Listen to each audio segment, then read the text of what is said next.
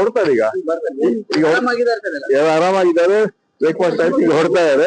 2 ನಿಮಿಷ ಬರ್ತಾ ಕೇಳ್ಕೊಡಿ ಅವ್ರು ಬರ್ತಾರೆ, ಹೊರಟಿಯಾರ ಈಗ ಬಹುಶಃ. ಹಾಗೆ ಕೆಲವೆರಡು 3 ಗಂಟೆಗೆ ಅಸೆಂಬ್ಲಿಯಲ್ಲಿ ರಿಪ್ಲೈ ಮಾಡ್ಬೇಕಂತ ಹೇಳ್ತಾ ಇದ್ರು. ಬಹುಶಃ ಬರ್ಬೋದು, ಇಲ್ಲಾಂದ್ರೆ ಸ್ವಲ್ಪ ಸ್ಟಡಿ ಮಾಡ್ಕೊಂಡು ಬರ್ತಾರೆ. ಸಿಎಂ ಸಿದ್ದರಾಮಯ್ಯನವರು ಔಟ್ ಗೋಯಿಂಗ್ ಸಿಎಂ ಅಂತೇಳಿ ಬಿಜೆಪಿಯ ರಾಜ್ಯಾಧ್ಯಕ್ಷರು ಹೇಳ್ತಾರೆ. ಬಿಜೆಪಿ ಅವ್ರಿಗೆ ಏನ್ ಕೆಲಸ ಇಲ್ಲ. ನಾವ್ ಏನ್ ತಿಂಡಿ ತಿಂತೀವಿ, ನಾವ್ ಏನ್ ಊಟ ಮಾಡ್ತೀವಿ ಅದ್ರ ಬಗ್ಗೆ ಮಾತ್ರ ಮಾಡ್ತಾರೆ.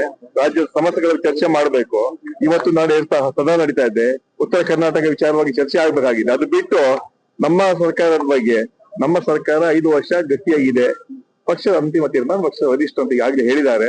ನಾವು ಅವರು ವಿರೋಧ ಪಕ್ಷ ನಾಯಕರಾಗಿ ಇವತ್ತು ಜನ ಸಮಸ್ಯೆಗಳು ಸ್ಪಂದಿಸ್ಲಿ, ಅದನ್ನ ನಾವು ತಪ್ಪು ಮಾಡಿದ್ರೆ ಸರಿ ಮಾಡೋ ಪ್ರಯತ್ನ ಮಾಡಿ. ಅದು ಬಿಟ್ಟು ಇಡೀ ಸದನ ನಡೆಯುವ 8 ದಿನ ಕೂಡ ಬರೀ ನಮ್ಮ ಪಕ್ಷದ ಬಗ್ಗೆ ಮಾತಾಡ್ತಾ ಇದ್ದಾರೆ. ಅದೊಂದು ದುರ್ದೈವ ಅಂತ ಹೇಳ್ಬೇಕು.